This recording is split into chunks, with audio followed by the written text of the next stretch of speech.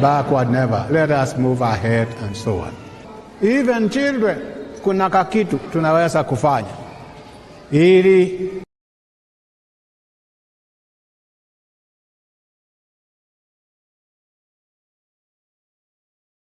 kanisa iweze kumetameta. Endelea kutazama Capuchin TV, kitambulisho Katoliki.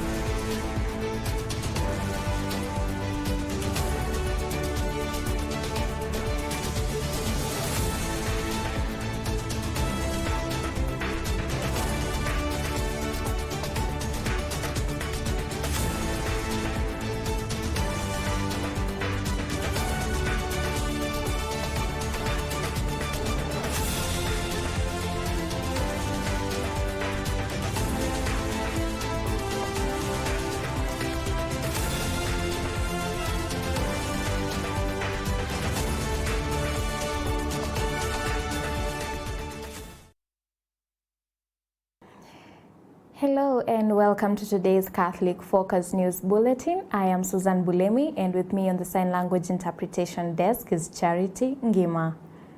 We begin our stories today from the church, whereby during his general audience, Pope Leo XIV emphasized that the church has a missionary responsibility to speak out against everything that weakens and destroys human life.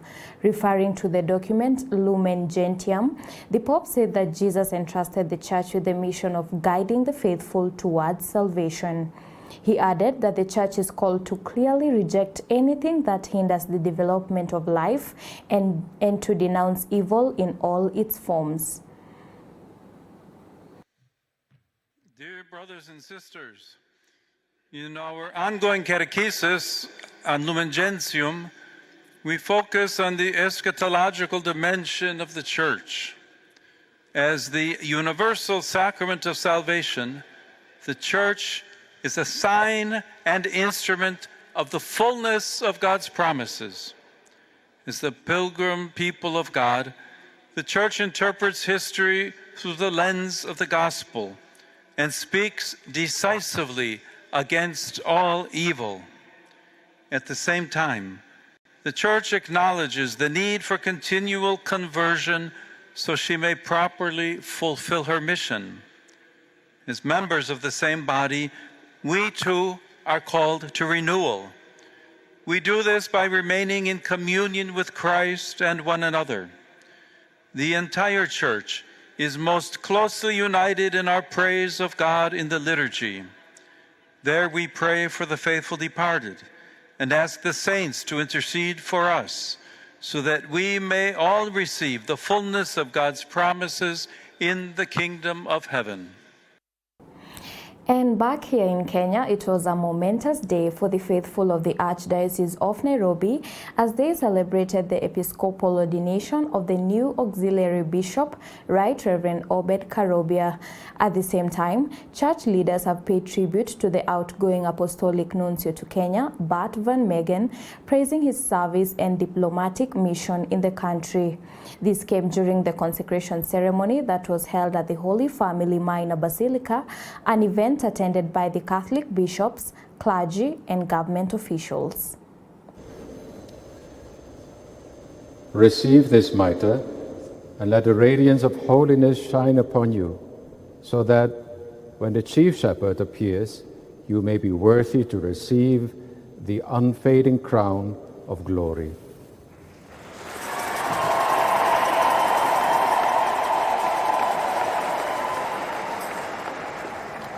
And finally, Bishop Obed received the pastoral staff.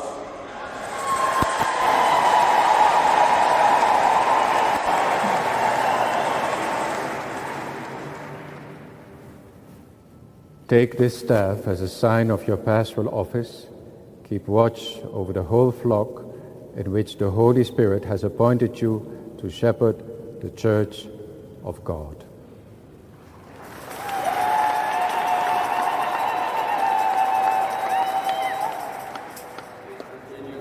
at this moment, the bishop will receive sign of keys of peace from the principal consecrator. Tutasimama sasa. Excellency the Nuncio Bert Van Meegen has not just been a brother to us, he has demonstrated to us and to yourselves that his first and most important responsibility is shepherd of the people of God. Shepherd of the people of God, linking the person and the office of the Holy Father with the local church. And he has done that with an extraordinary abundance, an outpouring of love also from himself. This is just one of the many ordinations of bishops that have happened while he is in office. We cannot underestimate the role he has played in all this.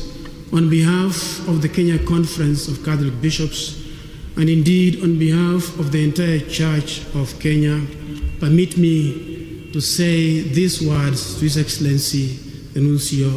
Your Excellency, thank you very much.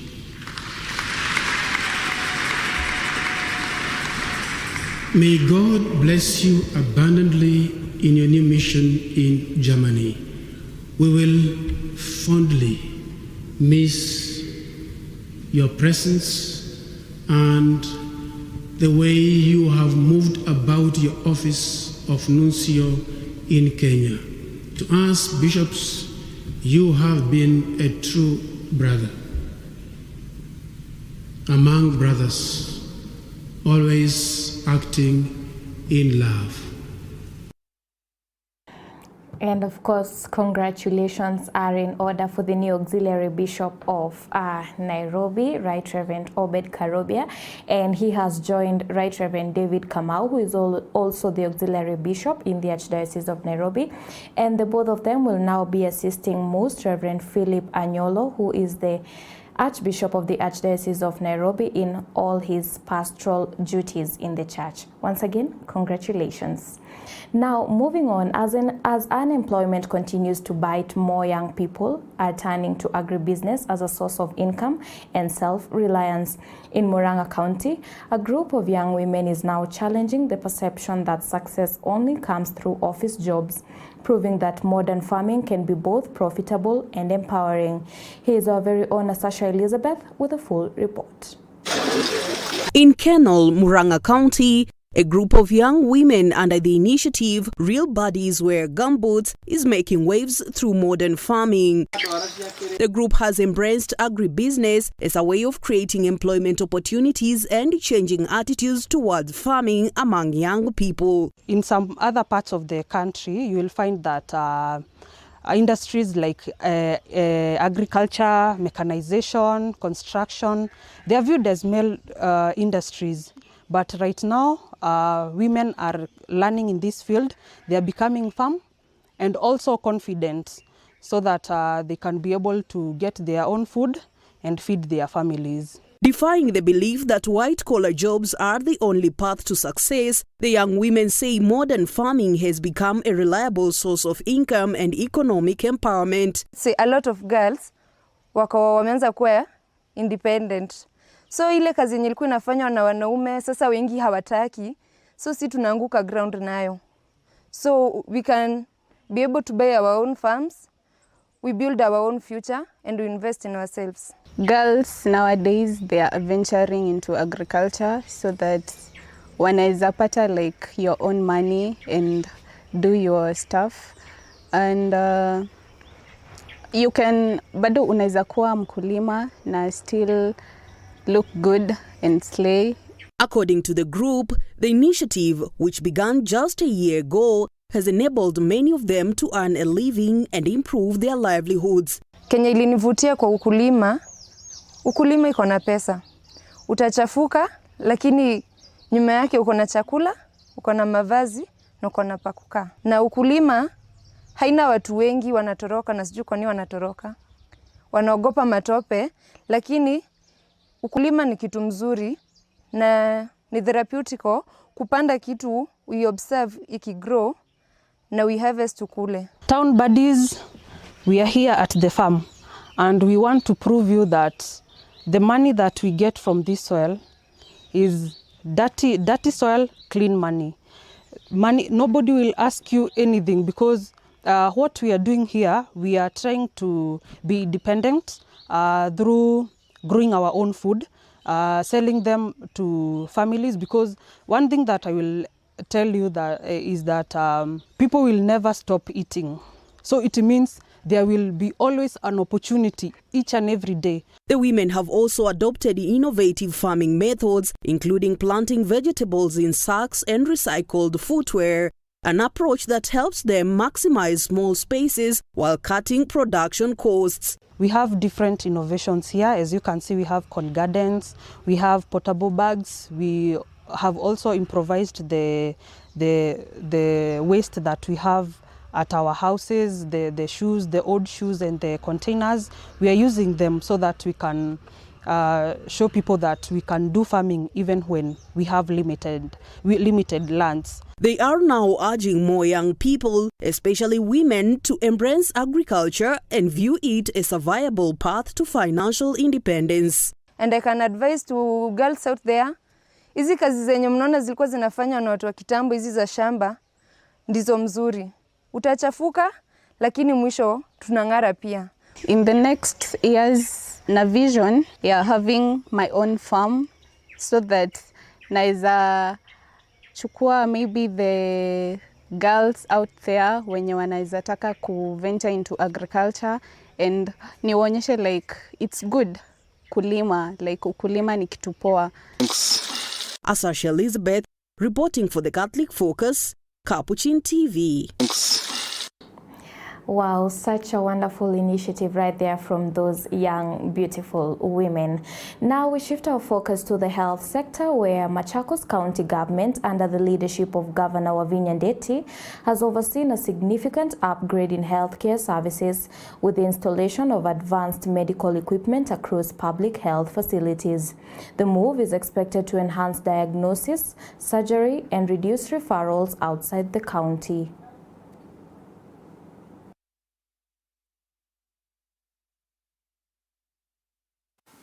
As we flag off this equipment today, we review our commitment to building a healthcare system that works, a system that responds efficiently to the needs of our citizens and upholds dignity to every patient. The equipment being deployed today will significantly strengthen our ability to provide timely, accurate, and specialized care within the county of Machakos. It includes essential laboratory equipment that will enhance diagnostic, improve disease surveillance, and support more efficient patient management. Expected outcomes of this investment are clear: improved reliability of service, faster diagnosis and treatment, enhanced efficiency in healthcare delivery, and strengthened technical capacity among our healthcare personnel. We are supposed to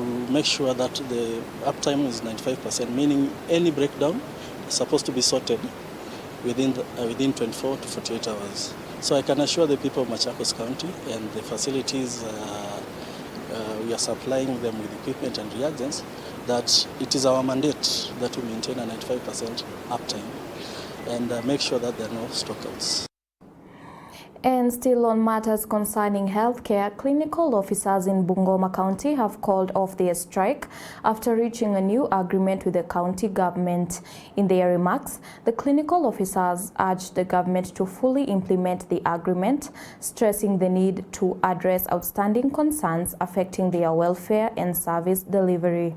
The deal now sets the stage for improved health service delivery, with both sides pledging commitment to the terms. The members of the executive of Bungoma and to the union officials. Today we are happy to have ended the strike by Bungoma clinical officers. Last week we were here and it was not good, and it didn't go well with us, it also didn't go well with the county government. The patients were suffering, but at the end of it, today we've reached an agreement with the county government of Bungoma, an agreement that we have agreed that our 60 clinical officers who are on contract now will be offered the permanent and pensionable terms at the end of their contract. We've also agreed that a lot of things that we've agreed with here, and I can say that Bungoma is the first county to confirm that they're going to implement the CBA. On top of just signing the CBA, Bungoma has committed that they will be the first county to start implementing it by giving the clinical officers the enhanced risk allowance. And that is something that we really appreciate, and we really thank the county government of Bungoma for agreeing to implement, and also the issues of the promotions that we've discussed. I want to echo what County Secretary has said. We want to appreciate the union leadership, representative from the national level and the county levels, having deliberated on this matter of return to work formula. I think for us as a CC, it's about service delivery. Any day, any hour that is lost may create a life, may put life into a balance. And having agreed to this level, it means we are towards saving a life. But we went out because we didn't have a listening ear. There was nobody that could listen to us. But I thank Almighty God and the employer. After a few attempts to bring them on the table, they did come. I truly appreciate the decision that the governor did by bringing us a new chief officer who was very instrumental to make sure that the issues that were actually a stumbling block in our labor coexistence has been solved. At this juncture, I want us to say this is a milestone, and we are going and we are committed to implement the return to work formula. In any case, if there is anything that will emerge, we are going to still come back to this table and we look into the matter so that we don't have such a scenario where our officers go in the streets before we come to the board. So my door is open. We will have to engage more so that we don't have any interruption in terms of service delivery. Now, concerns are mounting over rogue colleges offering substandard healthcare training courses in record time, raising fears about patient safety and quality of care. Now, stakeholders are calling on the government to take urgent action against non-compliant institutions. It's upon the government to take action. We have written many letters. Even in our office, we have given many letters to colleges who are offering these courses for three months, but we are not seeing action being taken. We ask the government to take the action and crack down on these colleges who are training for this short period. We can't train a medical student for 3 months or 3 weeks. So these are what we are talking about, and we are very strong here as the members, and we want the government, please, crack down on these colleges who are training for this few time which are not recognized. And in the medical course, at least 6 months for caregiving is approved, but majorly we want it for 1 year and above. If not 1 year, 2 years, or 3 years. We are truly concerned about the type of the caregivers that we are having out there. Those who are being trained for less than 1 year. Those are the type of caregivers that you say they are not safe. They are not safe for the patients, whether in a hospital or even at a home based. These are the people you are hearing around these places that they are stealing from patients. These are people who are giving poor quality healthcare services, because for 3 months you probably have run a bit of introduction. They don't have any practical skills. They don't have any principles in terms of ethics. So these are dangerous people, and that's why we are here. Want to talk to the training institutions because probably most of them are training due to lack of this information, and that's why we are here to give the information. We would like to urge the public to embrace these changes, enroll in the right colleges. There are so many approved TVET colleges offering the course. Please find these colleges, get the right training, because we want to make sure that we are bringing out professionals that are qualified out there, so that as we provide care to the public, whether by our people, our members, we want to make sure that they are very well qualified. And now we move to the coastal region of Kenya, where artisanal miners in Taita Taveta County are set to receive licenses to continue with their mining operations. This was revealed during a meeting between investors and members of Kishushe Ranch. The ranch leadership has issued a strong warning to cartels operating in the mining sector, stating that illegal activities will not be tolerated. Our reporter Gabriel Mokoma with more. Kishushe Ranch Secretary General has confirmed that plans are underway to formalize artisanal mining by issuing licenses to local miners. Sisi tumekubali kama ranch, all artisanal miners will be given individual licenses to mine quartz, to mine mica. That is what we are doing. Hizi zingine mara iko kwa huyu, mara iko kwa huyu. Sisi we have a clear plan on how the artisanal miners are going to operate. And from next week but one, tunakuwa na mikutano na artisanal miners ili waweze kupewa leseni za sehemu ambazo wanafaa kuchimba. He also warned that cartels and individuals engaging in extortion will face strict action, emphasizing that the sector must operate within the law. Mining all over the world, it has serious cartels, and the mining cartels are very dangerous. They can even kill. One of these cartels was threatening me the other day ya kwamba atanimaliza.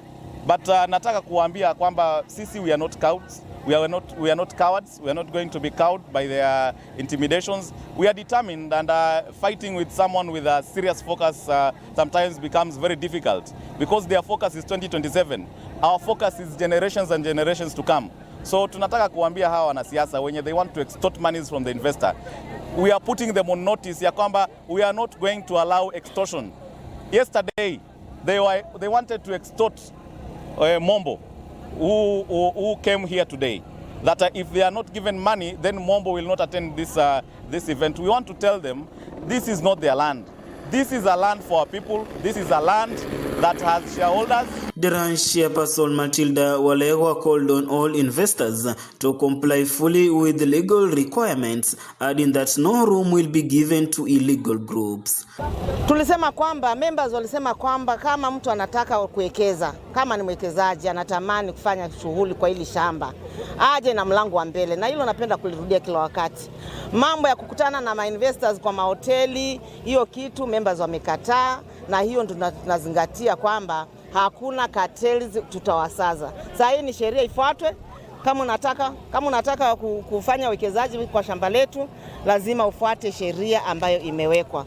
Na pia nashukuru kwa sababu members wamepokea investor mwingine Bwana Gajesh na mwenzake Mombo.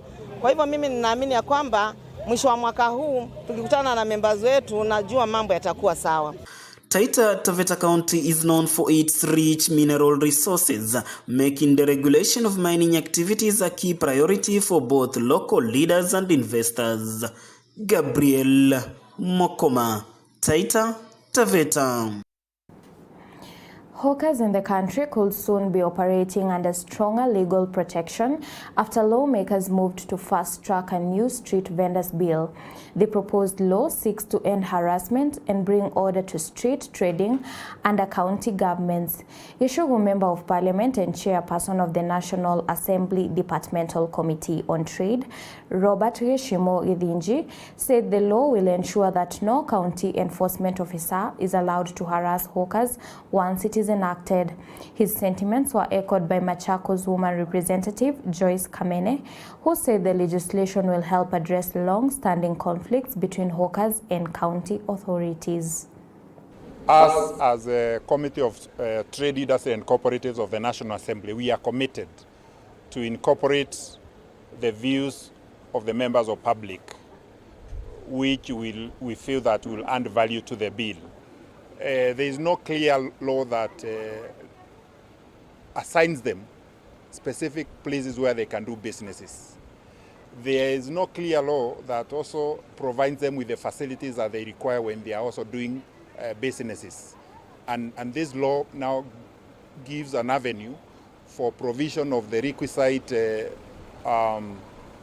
facilities, including toilets, the cleaning, and many other things. And also designated areas whereby when you're probably vending or selling a particular item, even wananchi who normally buy these things from the vendors, they can be able to identify which area they can buy what. So there will be a bit, it will bring order into the business of vending. Kiangalia kwa sasa, hoka atambuliki. Hoka kwa sababu hakuna sheria ya kumprotect, it is very easy to be bundled in a lorry. Unafanya nini, unauza saa ngapi nini. We want clear demarcations. We want them to be respected. Tunataka tuone there are roads that are designated for them in particular days that they can be able to sell their commodities and go home happy people. Tunataka watoto wao pia wafurahi wakijua wazazi wetu wanafanya kazi na hii kazi inatambuliwa. Moving on, flood victims in Teso South constituency, Busia County, are now calling for urgent government intervention as they continue to shelter in a local primary school. The displaced families say there is a need for long-term measures to be put in place to permanently solve the problem, which continues to affect residents in the area. Deputy County Commissioner for the area, Michael Ocheng, assured residents that the government has already begun implementing response measures aimed at supporting the affected families and addressing the situation. We have been triggered to do this because we were here on Sunday and we saw the situation was very dire. So as journalists, we have come together just to stand with these people, and we call upon even the county government, national government, to do something about these people. According to the flood that we've had in this area, about 200 households have been affected. That involves 776 persons. And in terms of acreage, it's about 500 acres of land that has been affected by the flood. But as an office, we had barazas where we educated members of the public to move to higher areas. Mimi kuona simu na minaini saa 7 amejaa kwa nyumba yote. Mimi nasidi kulala ndani, namwambia msichana nasema, "Mama, umeona maji bado unalala?" Nikasema, "Maji tabaki katikati. Nione tu mattress peke yake ni maji yote." Chikoni naenda kuanguka saa hii. Tulilala kwa mesa, juu ya mesa. Paka saa 11 ndio mtona akatoka. Mtu alitoka pande ile na kuja paka kwa nyumba ingine, na kuja pande hii na ingia kwa nyumba mara mbili. Naona tu maji najaa. Mzee yangu yenda kutoa ng'ombe kichwa peke yake. Maji najaa, maji kwa kifua. Niliamuka saa 7 ya usiku, naona kuu kama nalia. Kitu gani iko ndani ya nyumba? Kumbe ni maji. Kuamuka kwa malasi namna hii, ukanyaga maji peke yake. Kumbe maji kushachukua kitu yangu yote. Hakuna namna yote na nyumba yote, hakuna hata chakula ile wewe utakula tena. Last night I rushed 3 people to hospital, a nearest private hospital, because there's a mother who is asthmatic and 2 men who developed diarrhea, and I'm worried of any other person can arise because it is a problem that has come up. Wakati tuna donate madarasa kwa community, wanafunzi hawaji shuleni, and hata hawangoji kuambiwa wasije shuleni. You see, this school is surrounded by a big river this side, this other side there is also another river. So even crossing from one side to another becomes a problem. So during the rainy seasons, as you can see, wanafunzi attendance yao is below 2%. Unaenda darasani unapata ni wanafunzi wawili wako darasani. Away from that, concerns are mounting over deteriorating security in Mwingi North, Kitui County, following a deadly attack that has left at least 7 people dead, several others injured, and property destroyed in Kwakamari area. Speaking in the area earlier today, Dr. Rhoda Kithuku called on the government to urgently scale up security operations, warning that residents remain exposed unless unless swift intervention is taken to restore calm. Her remarks come as fear and tension continue to grip the community, with calls growing for enhanced security operations and justice for the victims. Watu wetu walivamiwa na wachungaji wa ngamia, wakaua watu wetu 7 na wakaharibu biashara zao, wakachoma biashara zao. So nilikuwa nimetembea kama kiongozi kuja kuona watu wetu wa Kamari na kuambia pole, kusema pole hata kwa wale zile jamii ambazo zilipoteza watu wao, na kuambia watu wa Kamari kwa jumla pole sana. Na ningependa kuomba serikali yetu itufanyie security operation katika ule msitu wa Kamari ili iondoe au vijana ambao wako armed, wa disarm. Our police station ya Kamari ikuwe well equipped na personnel, askari wakuwe wa kutosha pale katika hiyo police station. Ningependa pia kuomba serikali yetu ituwekee police border patrol unit pale katika hiyo boda, ndio waweze kutulindia mipaka yetu. Au ni askari wenye wanalinda mipaka, na tulikuwa tunaomba serikali yetu ituwekee hao askari pale kwa boda ndio waweze kutulindia mipaka yetu. Wenye wanaingia ndani ni watu wenye wamekaguliwa, na tunajua vizuri wenye wameingia bila silaha. Kile kitu kingine ningependa kuomba ni serikali yetu itusaidie ikompensate wanabiashara wenye wamechomekewa na manyumba zao na mabiashara zao. Nyumba zilichomwa, biashara zimechomwa, au watu walikuwa wameweka pesa zao pale. Biashara hizo ndizo biashara walikuwa wanalisha watoto wao, walikuwa wanasomesha watoto wao, ndizo walikuwa wanafanya. Na la mwisho ningependa kuomba kama tunaweza ongezewa police reservists na wapewe silaha zenye ziko serviceable ili waweze kupambana na hao maharamia.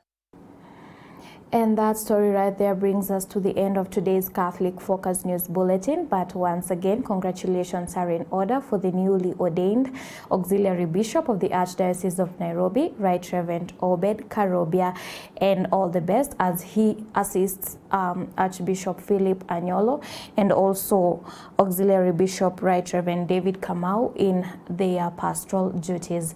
I am Susan Bulemi, and our sign language interpreter has been Charity Ngima. Until next time, stay safe, be blessed, and remember to always keep it Capuchin TV.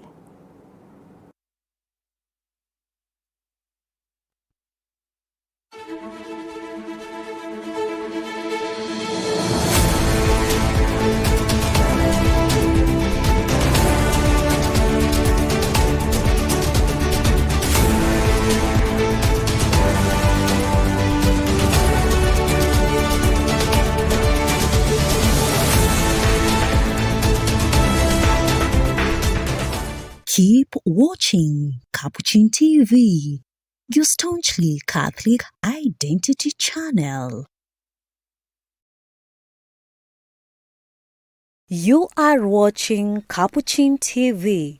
For any complaints, comments, or compliments on our programming, you can either write to us on info@capuchintv.co.ke, or you can call us directly on 0717 424 866. Your complaint shall be addressed within 7 days. Remember to keep a copy of your communication with us. Keep watching Capuchin TV, your Catholic identity.